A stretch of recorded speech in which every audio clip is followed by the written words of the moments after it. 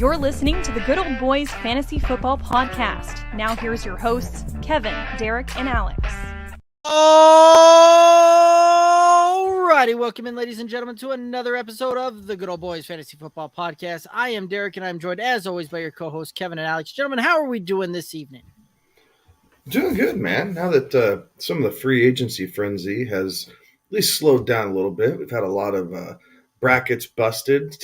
Thank you to St. Peter's for an excellent run. But man, do we have some blue bloods in the Final Four. So it's an exciting time of year for collegiate sports, right? As professional, at least football, kind of takes a back seat, and we're in the home stretch of the NBA and NHL regular seasons before they play games that actually matter. So it's been good so far. How are you guys? I'm good. You could not be more accurate with the brackets busted thing.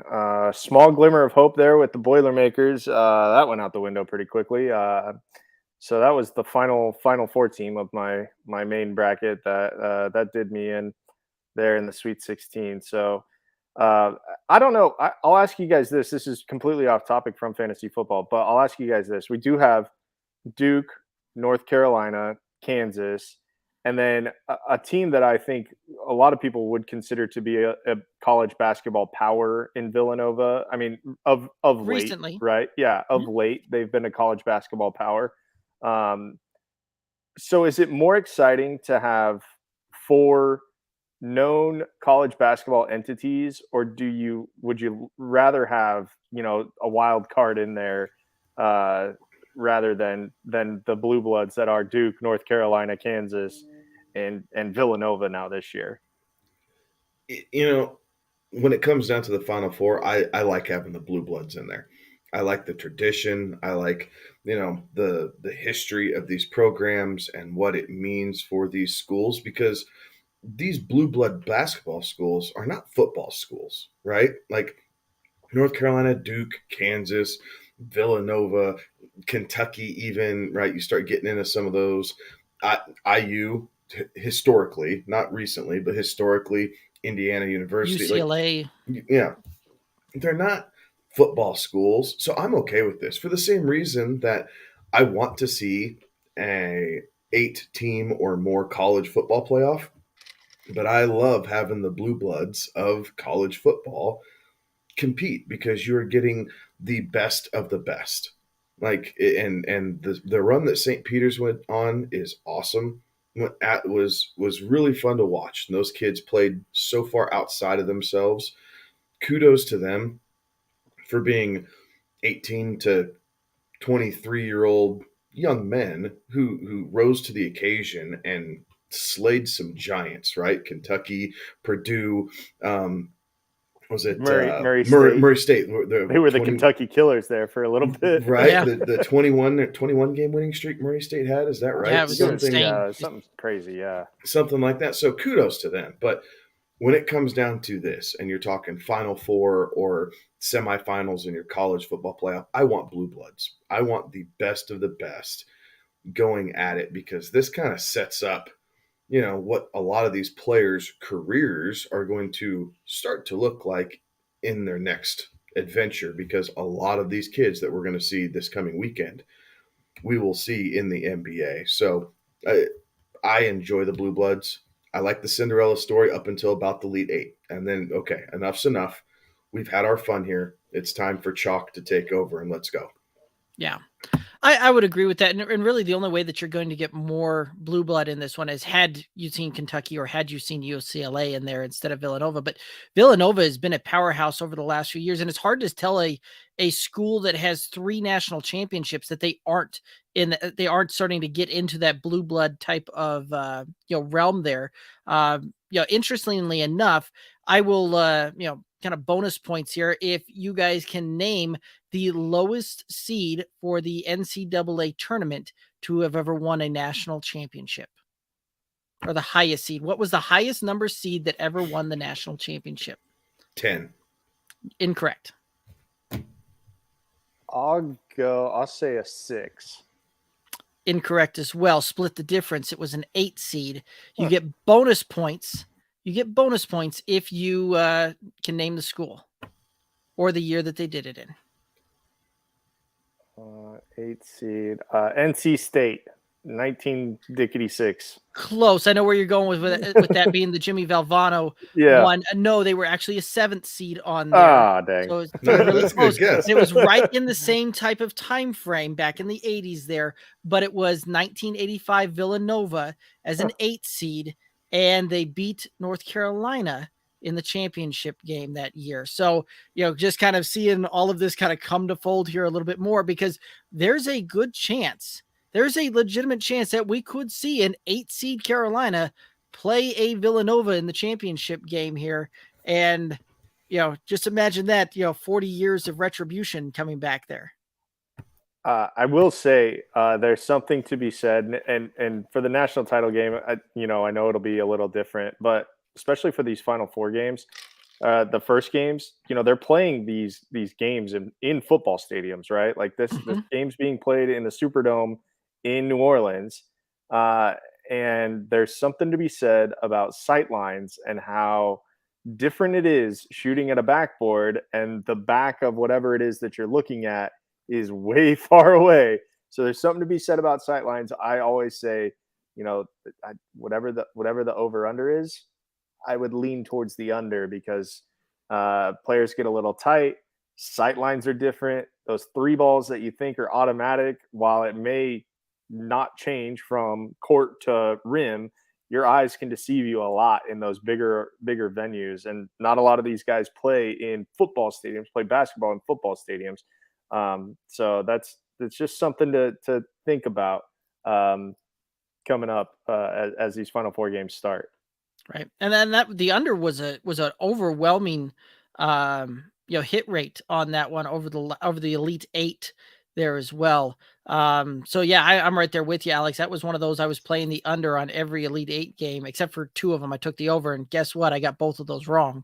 So this was one of those that if you were picking the under on those Elite 8s, you were in great shape. And I think you're right. I think that's going to very much carry into the Final Four, into the championship game there as well. Plus, all of these teams tend to play very good defense.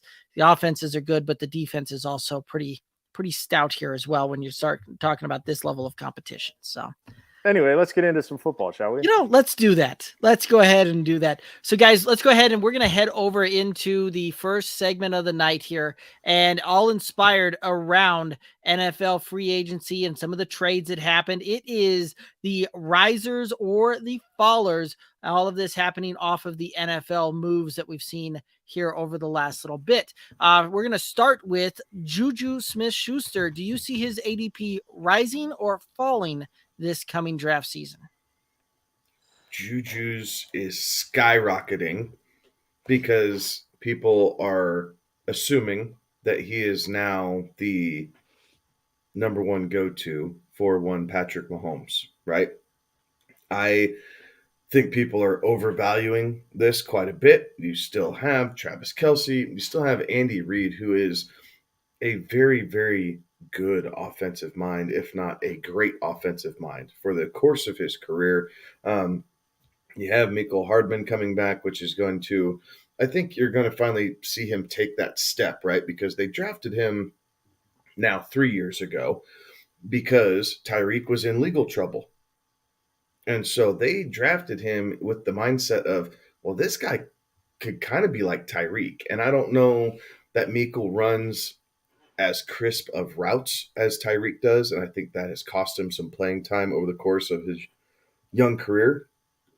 But I do think he's going to see an increase in target share. And he's actually the wide receiver currently on the Chiefs that I'm now interested in, because I feel like I can get him at a discount compared to people drafting Juju in the top 15 of wide receivers, and in a lot of cases in the top 10 of wide receivers. Guys, I think he's going to finish wide receiver like 17 to 20. Like, spoiler alert. I mean, I just don't see I don't see this overwhelming production where he's going to finish top 3, 4, 5 like Tyreek did year after year. Well, and keep in mind, Kansas City, when they made the deal for Tyreek, to send him, and we'll talk about him in a little bit, but when they made that deal, they got back a lot of draft stock, a lot of draft capital. So, like, if you would be insane to think that the Chiefs aren't going to try and find somebody, get a wide receiver in the upcoming draft here, and you put it in this perspective, right? Juju Smith-Schuster, while yes, we know that he's a known commodity in the NFL, he's not a known commodity in Andy Reid's offense, right? Anybody that comes in there, any wide receiver that they draft, is basically starting at the same spot as Juju when it comes to learning the offense and has an equal footing and trying to get onto the field. So I'm with you, Kevin. I think that a lot of people are overselling the importance of Juju in this offense. I think, look, there's not another Tyreek, right? There's only one Tyreek Hill. And if you think that you can just change the number in the player and still get the same amount of yards and production just because it's Andy Reid's offense, that's not how it works. Like, Tyreek is Tyreek for a reason. Juju Smith-Schuster was good for the Steelers, kind of fell off a little bit, but I mean, he's going into a brand new offense too. So to think that he just plugs right in right away, and because he's the only option that we kind of know of, that doesn't make him the best option when it comes to drafting a wide receiver. I know we talk a lot about, like, get a piece of this offense. If you get a piece at the wrong price, it's not worth it. Right. And we've seen that play out before, where just because they were a part of that offense didn't necessarily mean that you wanted that piece of this Kansas City offense, right? How many times were we disappointed with Sammy Watkins? How many times were you disappointed with the draft capital you spent on a McCole Hardman or Demarcus Robinson or any of these other receiving options there? It is very much one of those that this was one of those that, even though it was a high-powered offense, didn't necessarily mean that any piece was a great piece on that one. So I think that you're right. I think that you're going to see this thing shoot way up there, but this is one of those that where his ADP gets to by the time redraft season fully comes around, I think I'm going to be out on him as well, just because of the fact that he's not going to be able to live up to that draft capital. And there's a lot of other pieces to keep in mind that Tyreek wasn't even clocked out necessarily the fastest of any wide receiver last year on the field. Kansas City actually brought that guy in during the free agency period there as well. And you've also got guys like Josh Gordon who have had a splash in the league. I'm not saying that we're going to see a resurgence of Josh Gordon because of this, but another guy that has been indoctrinated into the Andy Reid and Kansas City offense has had time to be there and learn that system a little bit better. So it could very well be the case that we don't necessarily see a true standout wide receiver one on that one, and Travis Kelce continues his Travis Kelce ways. Comment coming in on the YouTube, Joey Wright saying, "Good evening, Joey Wright. Welcome in. Thanks for tuning in. Very much enjoy all of your tweets going on the Twitter sphere there, Joey Wright. So thanks for tuning in. Guys, let's go ahead and move on over into Jalen Waddle. Rise or fall, Jalen Waddle? Honestly, I kind of think Jalen Waddle just holds. And I know it defeats the purpose of what we're talking about, but Jalen Waddle's coming off a season where he had 109 grabs, something like that. And I still think he can get to that. He is still what Tua is familiar with. He is accustomed to the landscape in Miami.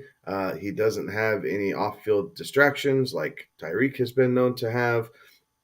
And I think Tyreek takes pressure off of Jalen Waddle, right? Coming into this season, without the trade for Tyreek Hill, you could already kind of see what teams were going to do. All right, we are going to take Jalen Waddle away, and we are going to try and force Tua to beat us deep and just see how that goes for us. Well, now you have a new head coach coming in. We were talking about this pre-show in Mike McDaniels, and he brings in that Shanahan system, right? So that means zone blocking. It means play action. It means bootlegs, moving the quarterback off the mark here a little bit, which I do think will help Tua in the long run. But what that also does is it makes cornerbacks have to defend longer than what they feel comfortable with, right? And now you have the fastest duo in NFL history between Tyreek Hill and Jalen Waddle. And I do think that it's going to lead to a lot of, 5 to 12-yard receptions, right? The yak is going to be for real with this team, because if Tua is able to run this bootleg type offense out and move outside the pocket just a little bit, he doesn't have to scramble, just move the point of attack, so to speak, and allow these players that extra second or even at times half second to get that separation. Both these guys are gone. So I still like Jalen Waddle a lot. Tyreek Hill being down there does not scare me off of Jalen Waddle. So somewhere in that, 20,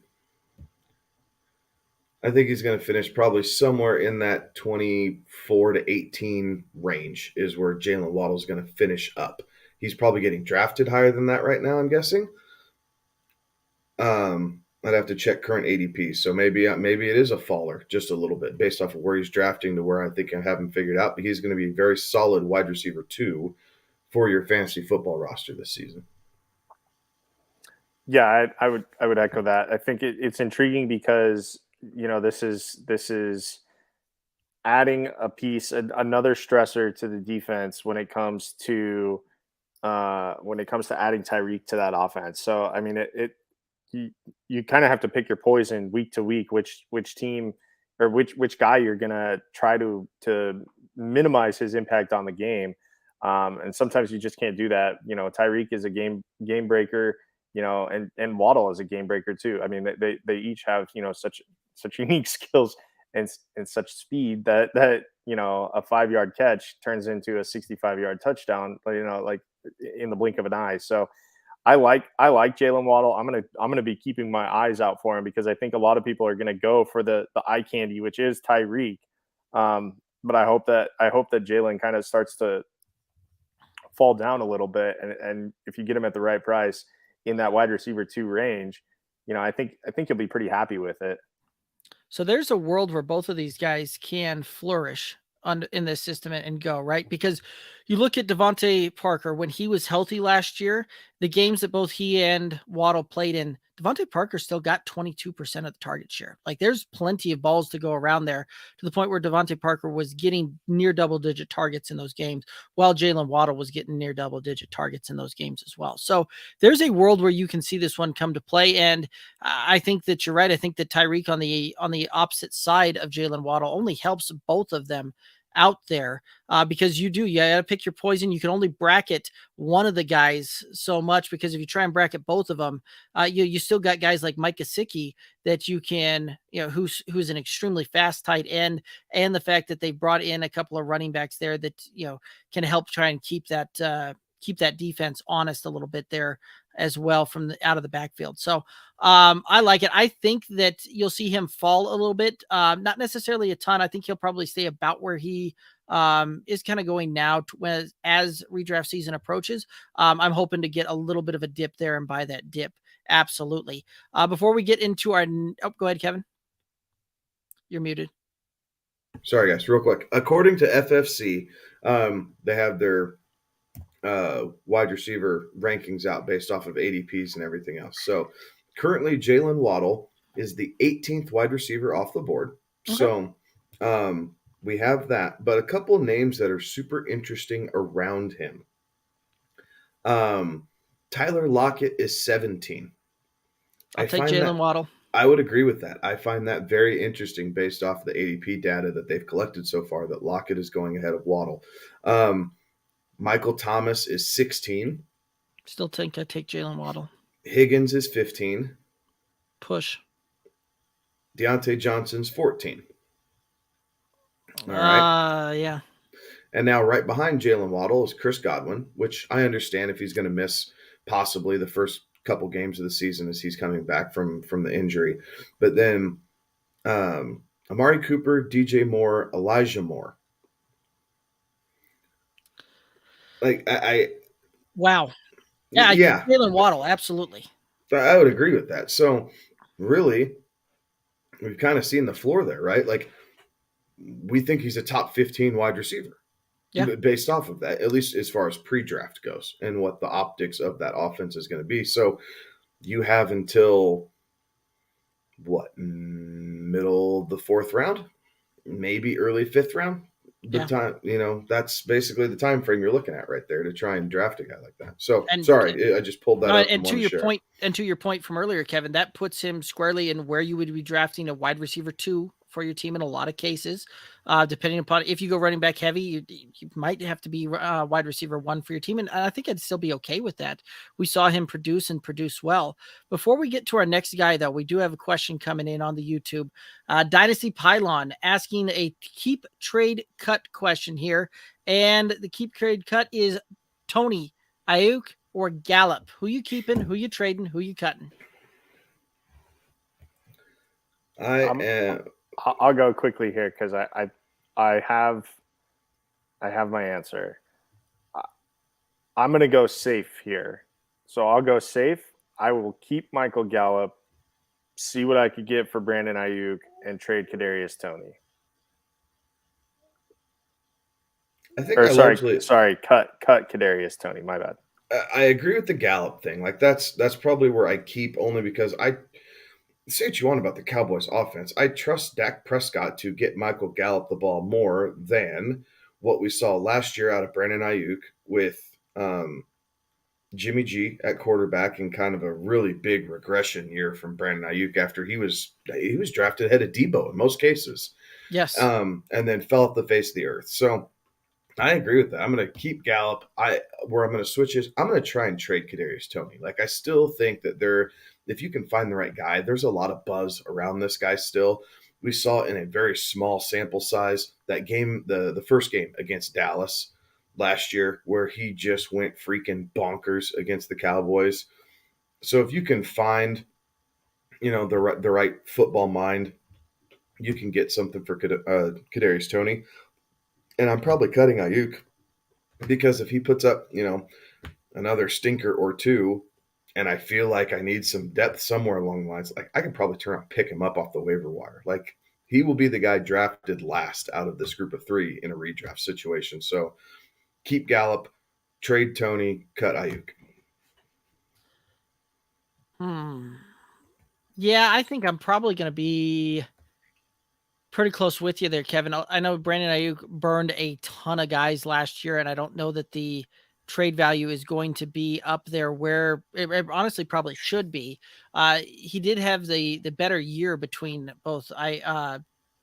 and Kadarius Toney there, but I think you're right. I think I'm going to probably lean towards seeing what I can try and get out of Kadarius Toney, especially if I'm talking dynasty. Everybody tends to look more at that age more so than anything else. And the fact that you've got, both teams with quarterback play up in the air, I'll go with the younger guy that showed a lot of flash and was hyper targeted throughout a lot of games there. So if you go my route, though, you are going to have to be a salesman with Ayuk, and you're going to have to play up the big.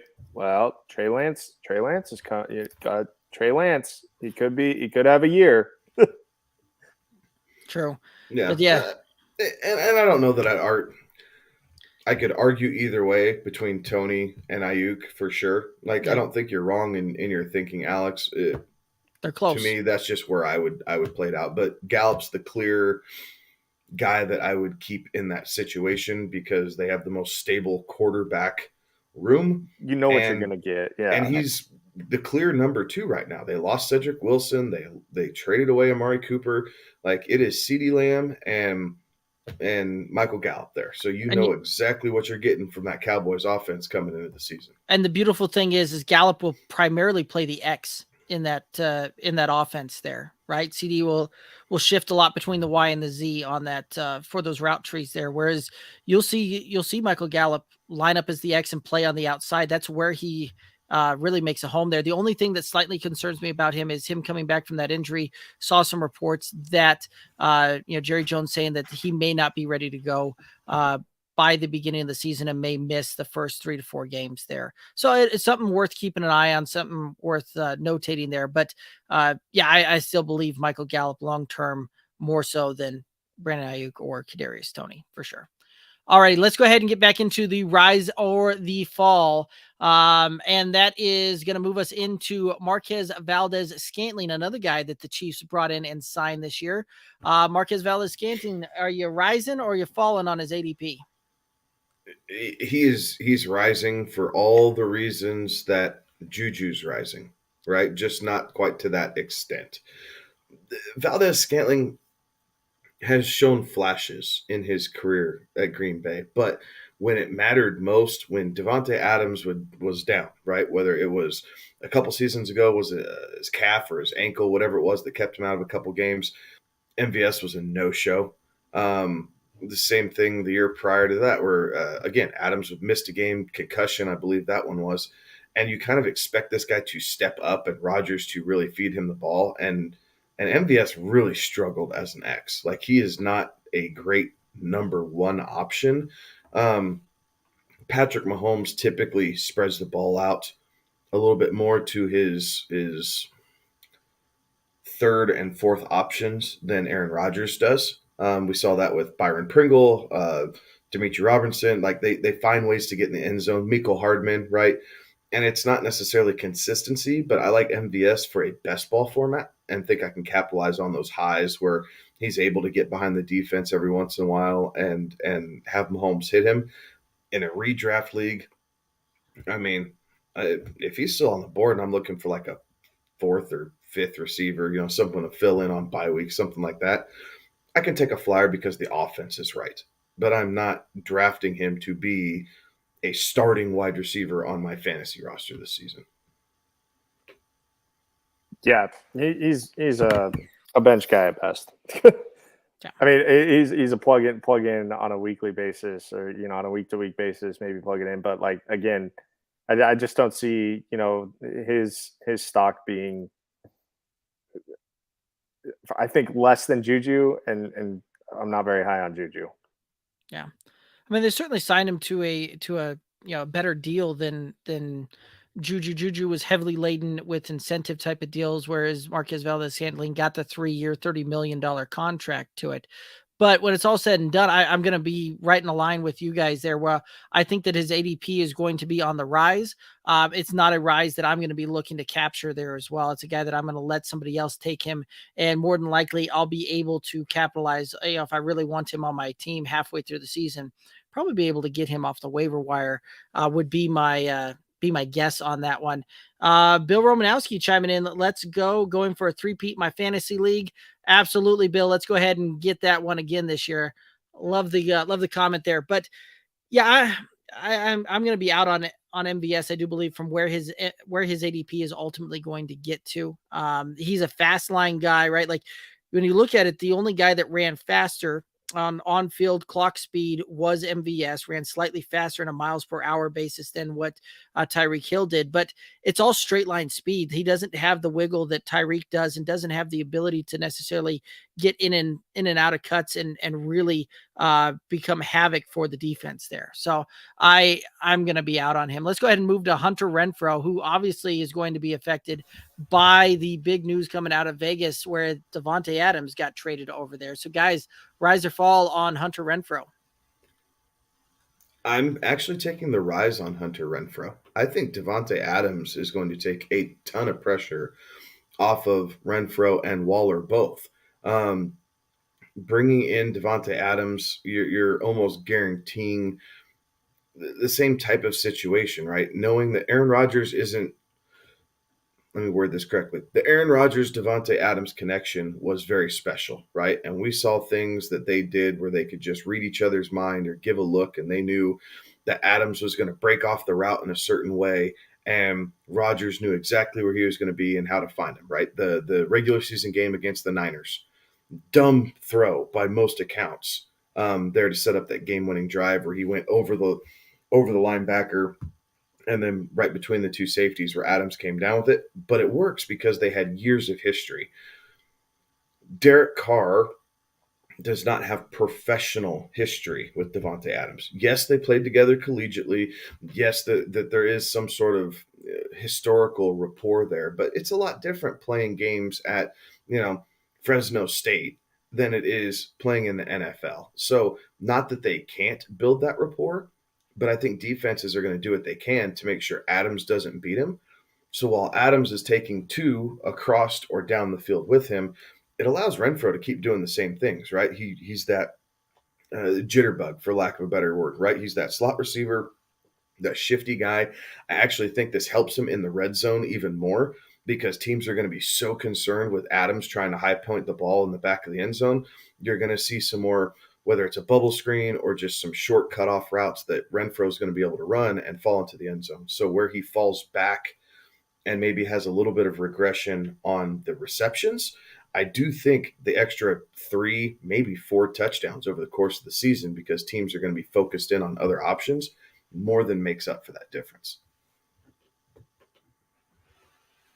Alrighty. I'm in complete agreement with you, Kevin. I think you'll see Hunter Renfro's ADP actually fall off when it comes to redraft time, and he'll be going later than he probably should. And I agree with every point that you just made, that he is going to be worth a buy on that dip there. Absolutely. Let's go ahead and move on over to the Broncos real quick here, and let's talk about Cortland Sutton. His ADP looks like it'll be on the rise, obviously, with Russell Wilson coming to town there. But what are your thoughts? Are you buying the rise? Are you gonna be looking for the fall?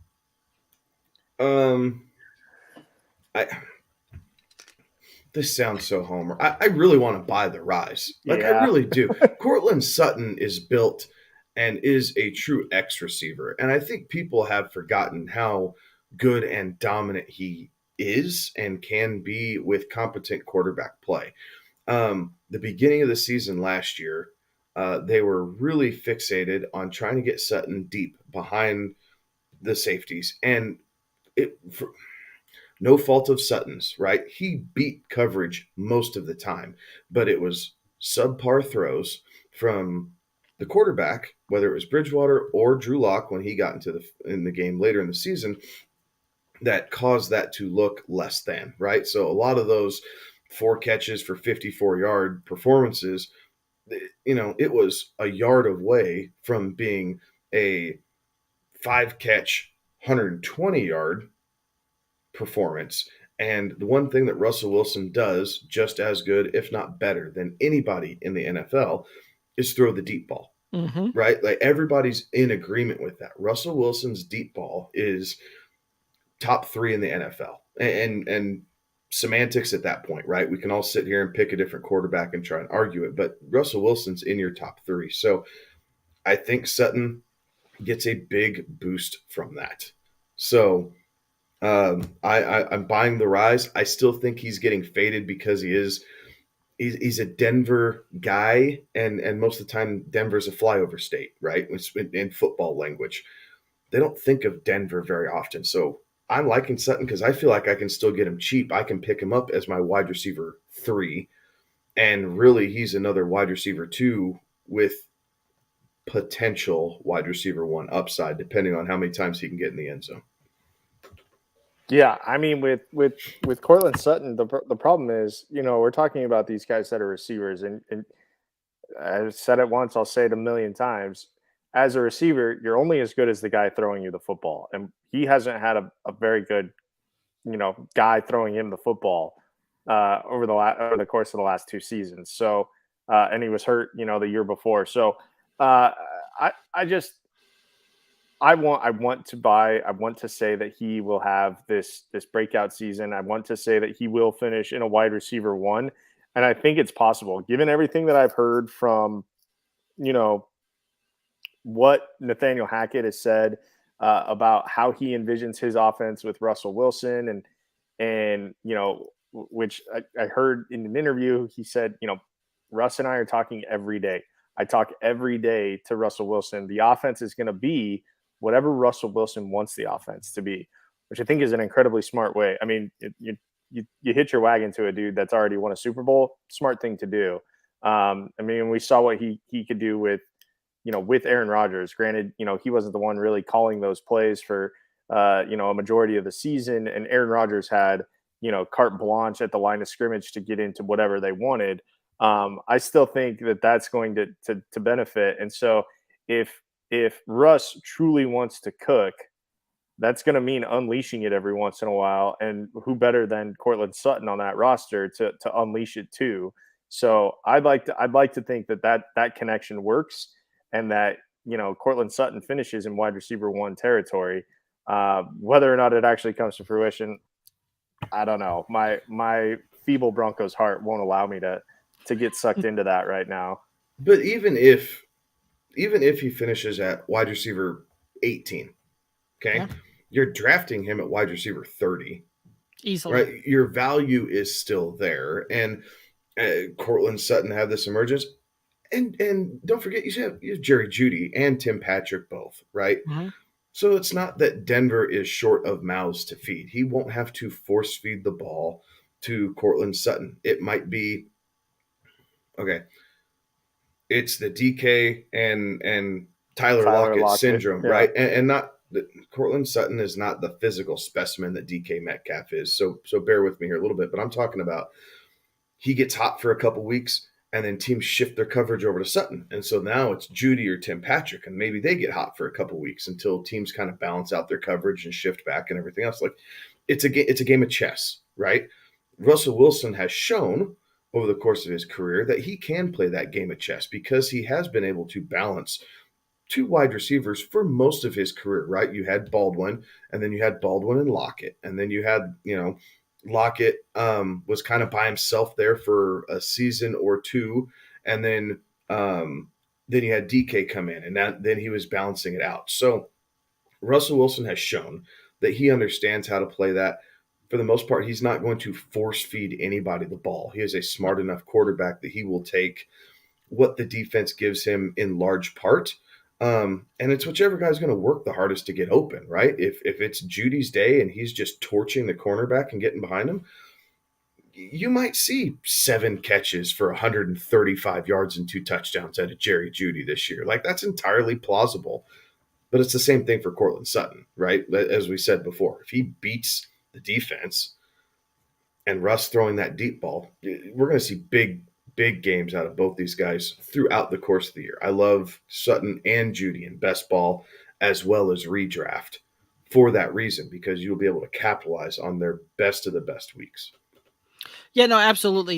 And this is one of those that you look at. Part of the reason Tyler Lockett did so well with Russ was the chemistry that he built, where it was one of those that it didn't seem to matter what happened with the play.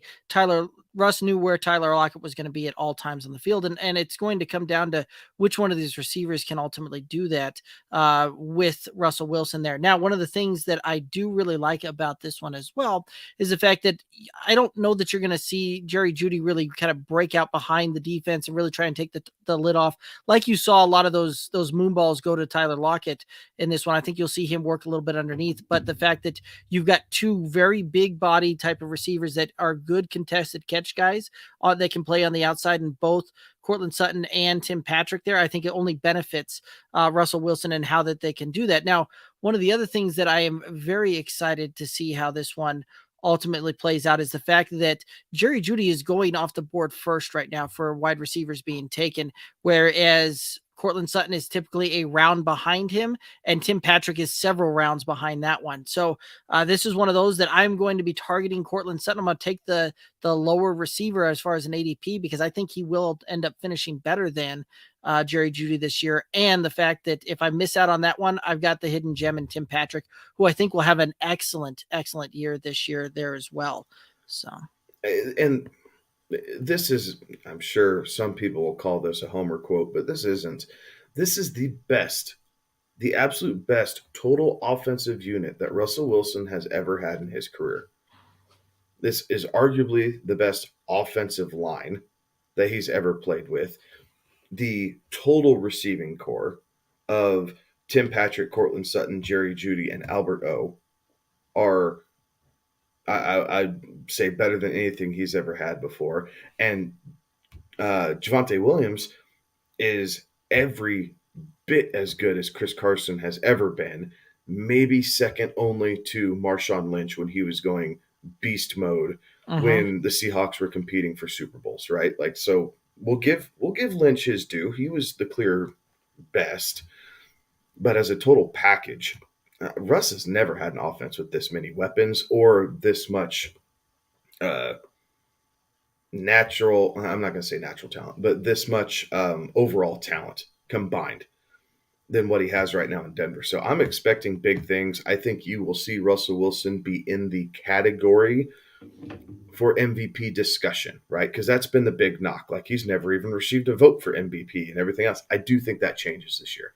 I think Nathaniel Hackett is going to let Russ do what Russ think is best as they collaborate and get together. And that's part of the chemistry, right? He's leaning on his quarterback. Hey, what do you like? And then it's Hackett branching off of Russ's main thoughts, right? Like, okay, you like this, but if we're seeing this coverage, what if we do, shift the X over, bring this out and change the route concepts a little bit. And now you have these different options that maybe you didn't see before. Like, this is how all this starts, and it's beautiful to see that they're talking big things for the Broncos. Yep, I love it. Guys, we got more Rise or Falls coming at you on future episodes here, so make sure you're tuning in for that. And we're going to go ahead and head on into some draft coverage and some draft prospects. Every week we've been going through and we've been breaking down different positional grouping, and this week we have the wide receivers. And Alex, you're going to start us off this week with the wide receiver. All right, let's get it going here with Chris Olave out of the Ohio State University. The wideout, 6 foot, 187, little thin in my opinion. Coming out of Ohio State.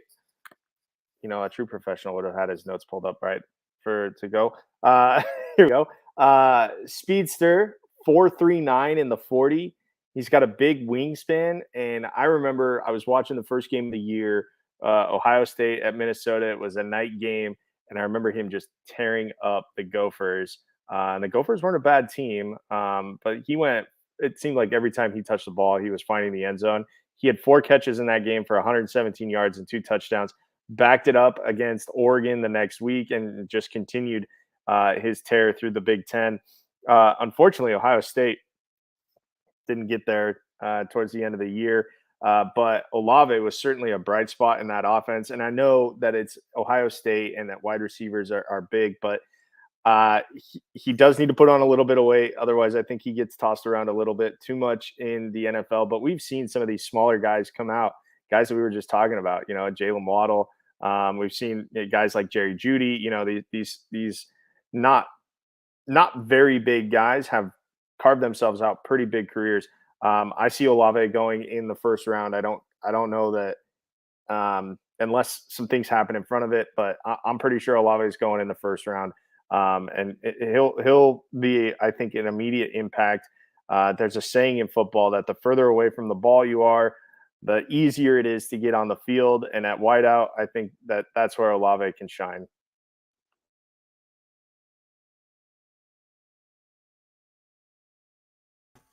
All right, to keep with the trend, hometown guy here, George Pickens, had a very promising freshman season at Georgia, and some injuries crept up a little bit last year in spring drills, almost a year to the day.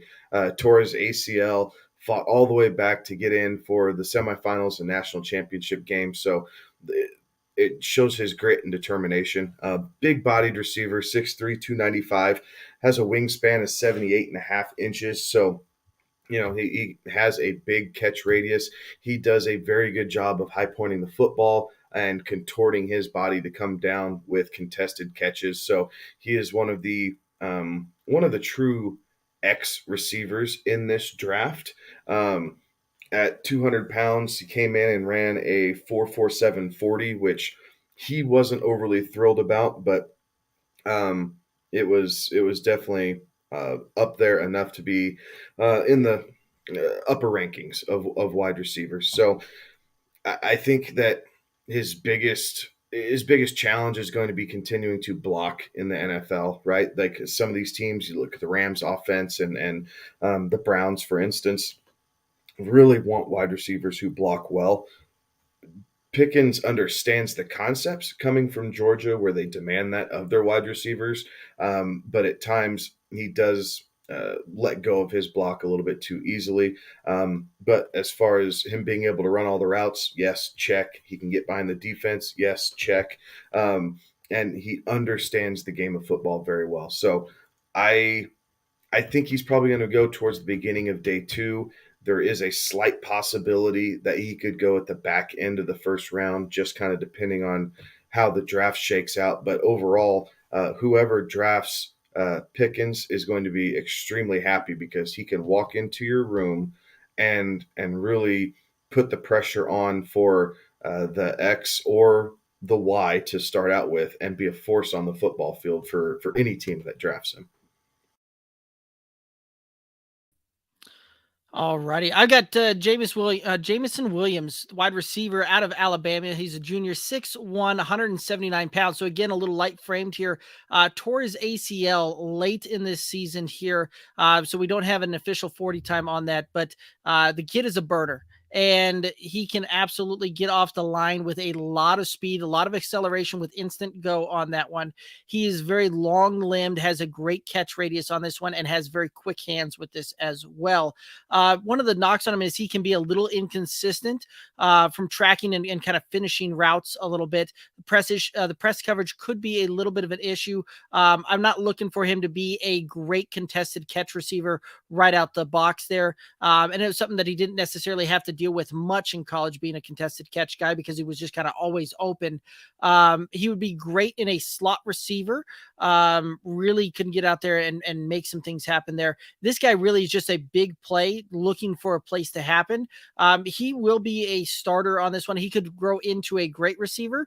Obviously, he's going to be if he hadn't had that ACL tear, we would have probably seen this guy pressing up there against guys like Garrett Wilson, against guys like Drake London, for the guy that could be coming off the board first as the wide receiver. But that being the case, and that coming off that ACL, I think you will see him slide down the boards a little bit, but I think that you're going to see him still go in the first round. And some spots that I think that you could definitely see some teams taking him would be like the Eagles, the Packers, the Bills, the Patriots, kind of right there in that late teens, early kind of 20s, mid 20s type of range. There is kind of where I see him going, kind of that 18 to 25 range. And I think that that will probably see him go to one of those teams and ultimately be a plus receiver, plus participant for those guys. All right, my next guy coming from the University of Alabama, John Metchi III, 5'11", 187. Again, a little on the smaller side there, but a guy also suffered an ACL tear in the SEC championship game. That's going to impact his draft stock as much as we don't want it to. That is going to impact him. However, it was late enough in the season that we did get a good idea of who he was in his season with Alabama, a season in which he had 96 catches for 1,100 yards and 8 touchdowns, and that's not bad for a year's worth of work. An improvement on the year before, where he only had 55 catches and almost had 1,000 yards. So we know that he can take the top off of defenses. That he can handle volume coming out of Alabama. And guys, as you all know, Alabama has kind of become a wide receiver factory of late, with all of these fantastic guys that we've seen coming out of there. Whoever thought that Nick Saban, the old defensive stalwart Nick Saban, has been producing crazy offensive pieces with quarterbacks and wide receivers. So I think he goes mid-second round because of that ACL injury. At that point, it's a toss-up with whoever wants to take the flyer on him. But if he falls beyond that, I think anybody that gets him, they're gonna have a steal, because he's from the Alabama. He knows big-time football. He understands concepts, and he's just. I mean, you can't really go wrong with an Alabama wide receiver.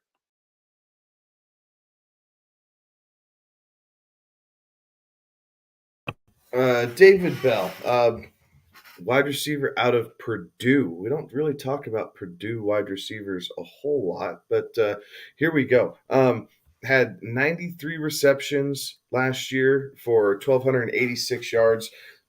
Pretty stinking good for a team that no one recognizes in the Big Ten. So they really did a good job of finding different creative ways to get David Bell the ball, and he rewarded the team with coming down with catch after catch.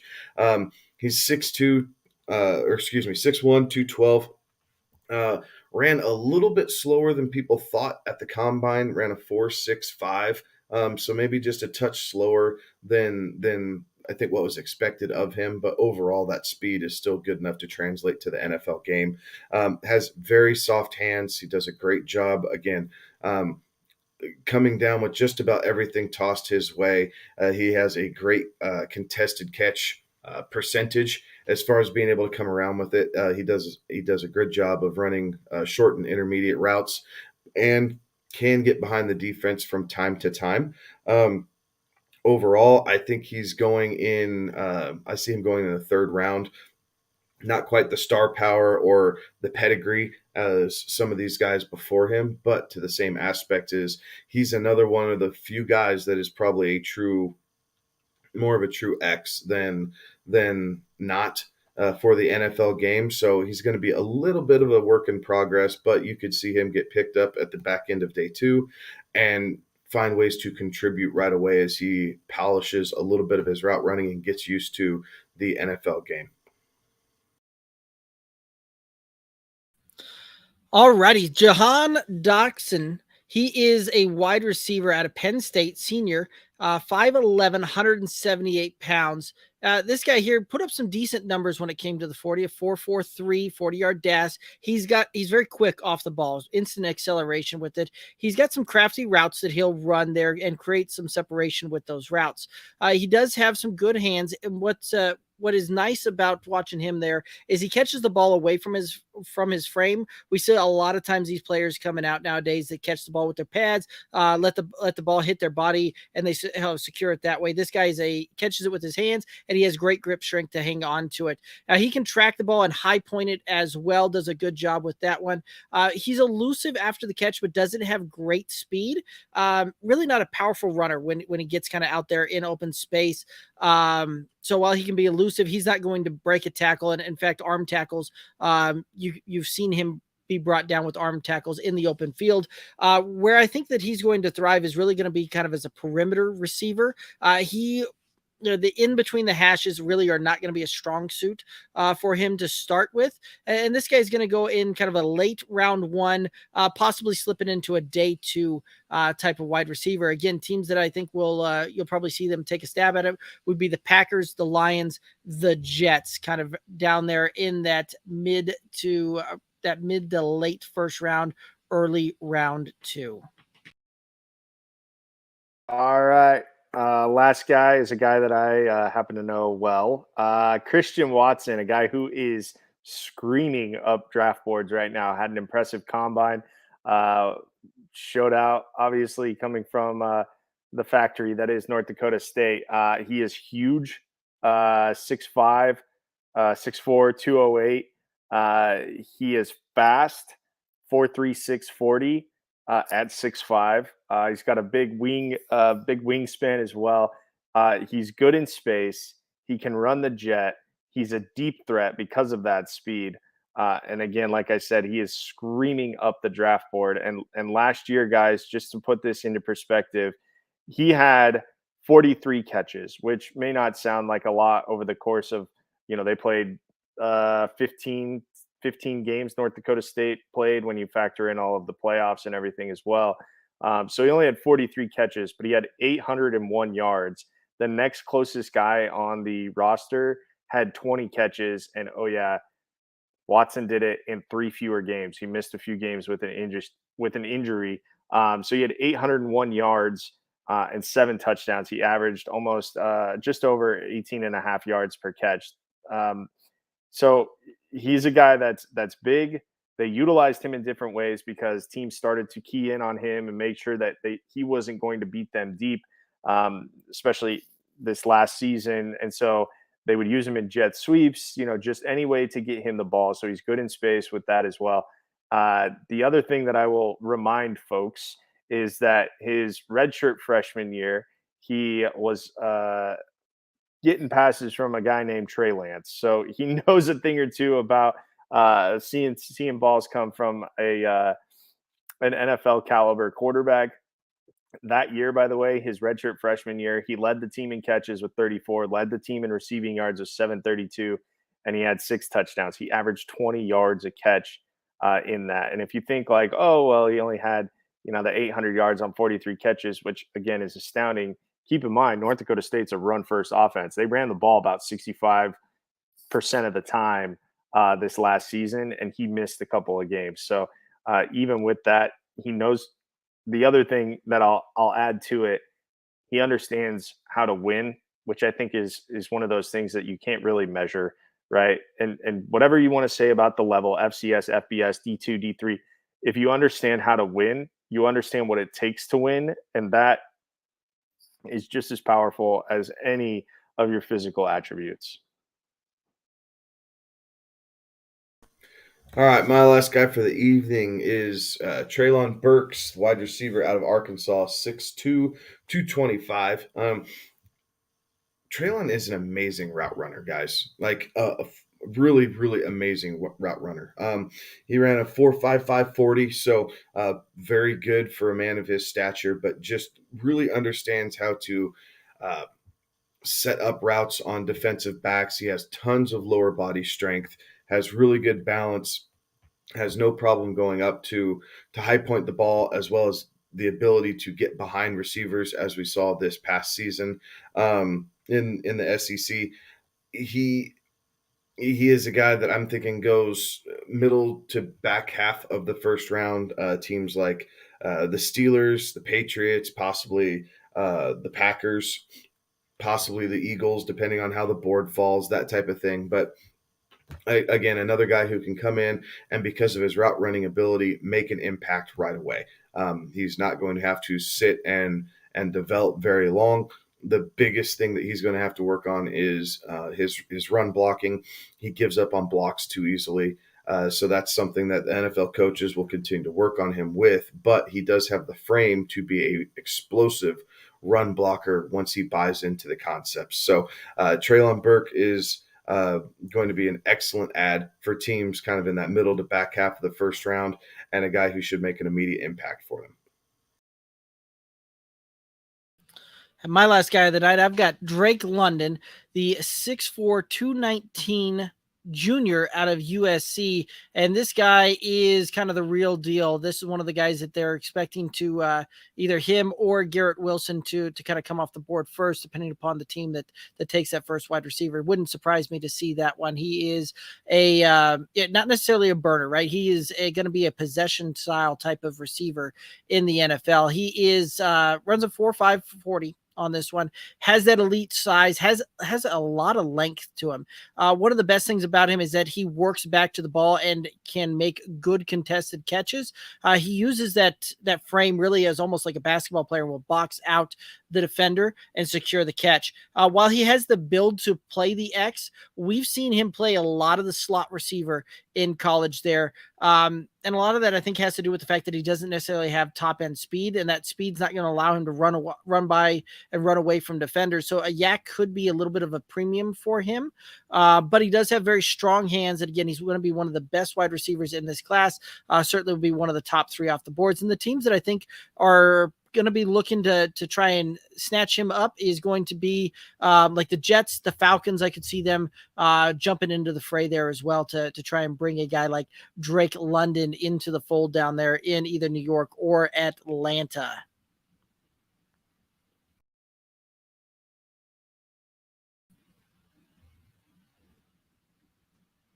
Alrighty, and that's going to bring us to our last guy of the night. We're going to talk about Garrett Wilson. He's a wide receiver, 6 foot, 183 pounds, out of Ohio State as a junior. Guys, what are your thoughts here on Garrett Wilson?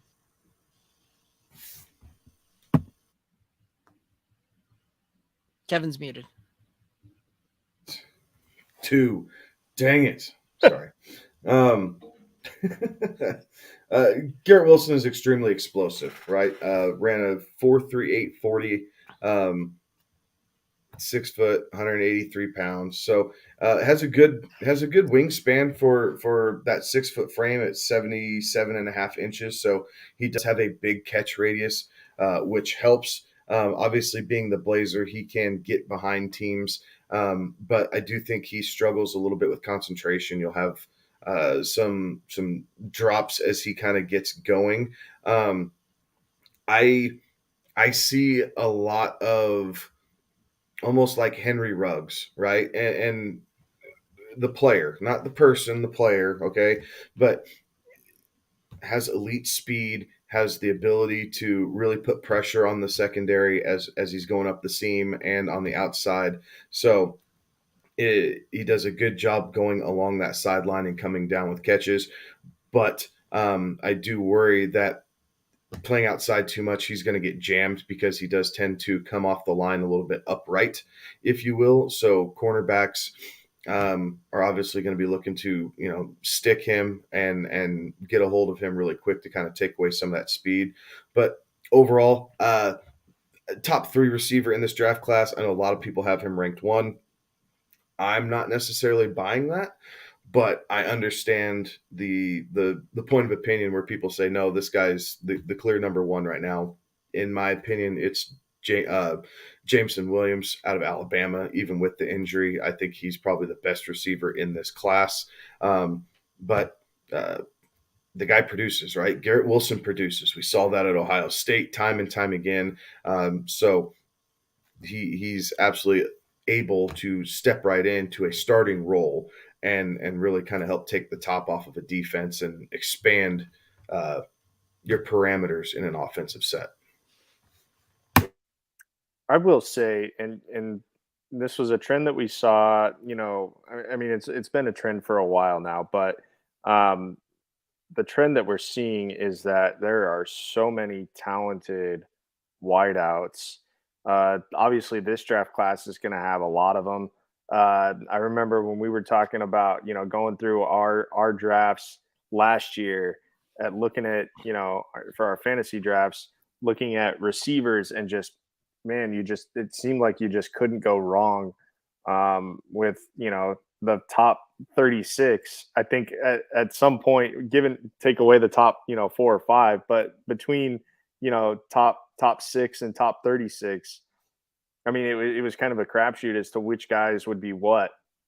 And so I think we're kind of seeing that with this draft class. I think we're seeing a lot of talent. Now, obviously, I think Garrett Wilson is probably going to be, one of those guys that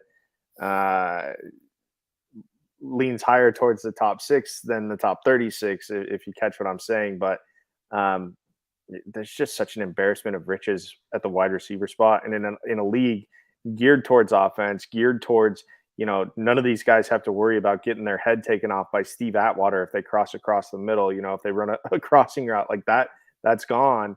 You're seeing that there are more people willing to play wide receiver. And so the talent's going there. It used to be your talent was at running back, and now your talent's at wide out because it's such a quarterback driven league and you need mouths to feed. So just as an overarching, Garrett Wilson probably will be the first one off the board, but just kind of that overarching thing. Like there are so many talented wide receivers that are going into this league that, it's going to be bad news for some of these guys. So they're just not going to get a fair shake wherever they go, just because there's so much talent at that spot.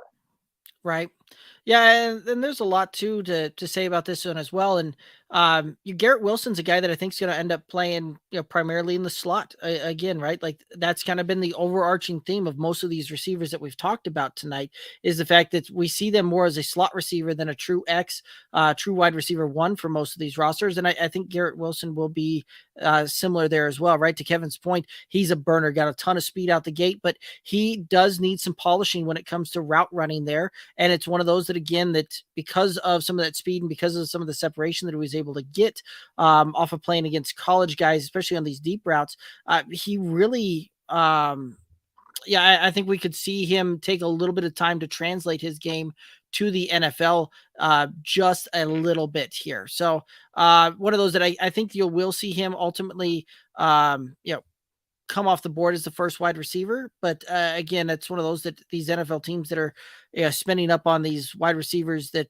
are going to ultimately probably play the slot for the first year or two.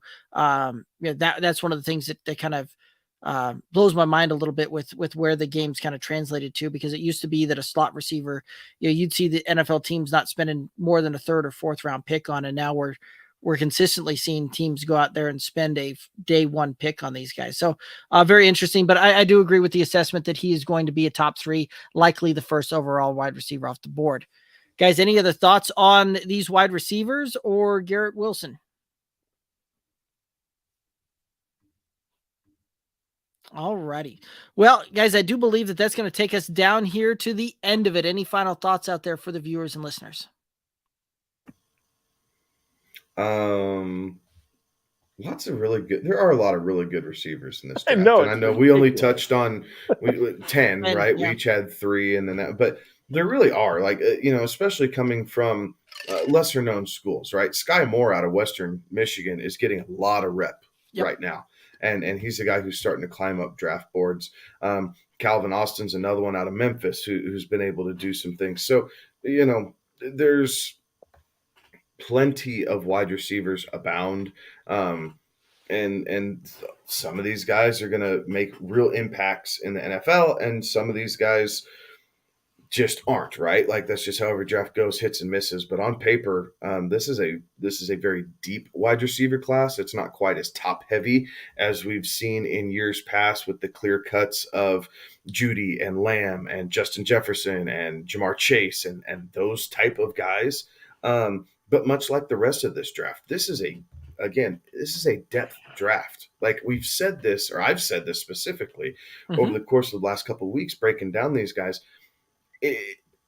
It's hard for fantasy, right? Because you want a guy who's going to make an impact and make a difference on your roster. But as far as the content of the NFL game goes, this is a really good draft because a lot of these young guys are going to be able to make real contributions, and they may not always add up on the stat sheet, but they make the NFL teams better, which makes the product better, which we all enjoy watching, and it makes it easier and more fun to consume. So, it just keep doing your homework, especially for dynasty drafts. I know a lot of there's people wanting to draft right now for dynasty rookie drafts. I don't subscribe to that. I want to know where these guys fall. Like, I want to know where these land, because right, wrong, or indifferent, you can call your shot all you want, but when Trevor Lawrence goes to the Jaguars, that does affect his stock, and maybe he's not the best quarterback in that class because of where he's going. And you actually have a Davis Mills come out being the best quarterback in that for their rookie season. Now, a lot of time to be settled out, but still. So don't do your rookie drafts yet. That's my word of advice here as I ramble on here to end the show. Wait until after the draft. Turn into our Draftapalooza. We'll be hitting all that up as the draft goes on for at least night 1. And stay tuned for all the content coming out, because we're getting close to it. We're going to start doing a couple more positions to break down, and then we do team breakdowns, and then we start getting into mock draft season. Like, it's all coming up, guys. It's a lot of fun coming. I could not co-sign more. I think the only thing that I'm more passionate about than do not do a dynasty rookie draft before the actual NFL draft is don't play fantasy football games on the last week of the season, of the regular season. That's the only thing I'm more passionate about than do not draft dynasty rookies before the actual NFL draft. Because as we talked about, even when we talked about earlier in the show about Cortland Sutton, as wide receivers and as these skill position guys, you're only as good as the guy giving you the football. And if you go to a bad situation, I mean, it'll ruin any stock that you had, in a guy. So I could not co-sign more onto Kevin's sentiment there of don't do your rookie draft before the NFL draft. And just, it just doesn't make any sense. Agreed. Well, guys, that's going to go ahead and take it down to the end of it for us. So make sure that you are hopping on the socials, Twitter, Instagram, Facebook, TikTok, at Good Old Boys FF. Give us a follow there. Lots of fun little content coming out on each one of those places, as well as the fact that one of the best ways to support this independent podcast is to head over to the YouTube channel, the Good Old Boys Fantasy Football Podcast YouTube channel. Click the subscribe button there and make sure that you're tuning in there. We do have a ton of great content. Like Kevin said, we've got more draft position breakdowns coming out there. We have the draft night special that's going to be happening right about 7:45. We're going to go live on April 28th. So make sure that you mark that on your calendars. You can watch us alongside the draft there as well, so you can get reactions that the networks that are carrying that thing aren't going to give you. So it'll be a lot of fun there. as well. But he's Kevin. He's Alex. I'm Derek. Have a good one. Be safe.